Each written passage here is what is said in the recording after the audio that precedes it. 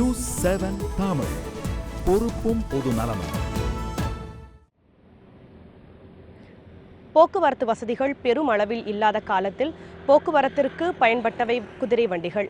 விதவிதமான வாகனங்கள் வந்துவிட்ட இந்த காலகட்டத்தில் பழனியில் இன்றும் குதிரை வண்டி பயணம் மக்கள் விரும்பும் வாகனமாக விளங்குகிறது.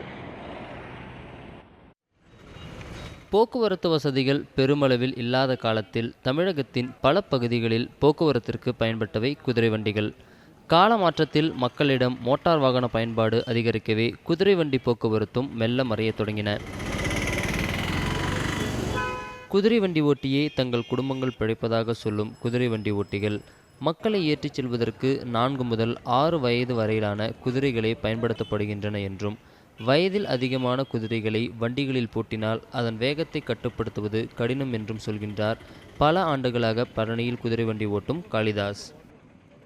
பழனியில் கோயில் ஸ்தலம் பழனி ஆண்டவரை வச்சு இங்கே ஒரு 120 குதிரை வண்டி ஓடுதுங்க. ஒரு 1500 ஆட்டோ ஓடுதுங்க. ஏதோ எங்களுக்கு குதிரைக்கு ஒரு 250 ரூபா செலவு கண்டினியூவாக, வீட்டுக்கு ஒரு 350 ரூபா மேக்சிமம் கிடைக்குது.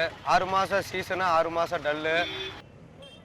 மாசில்லா போக்குவரத்தாக பழனி நகர வீதிகளில் இன்றும் உலா வந்து கொண்டிருக்கின்றன குதிரை வண்டிகள். தமிழகத்தின் பிற எந்த பகுதிகளிலும் இல்லாத அளவிற்கு மக்களின் பயன்பாட்டிற்காக குதிரை வண்டிகள் அதிகமாக ஓடும் இடமாக பழனி விளங்கி வருகின்றது என்று சொன்னால் அது மிகையாகாது. கீதன், நியூஸ் 7 தமிழ், பழனியிலிருந்து.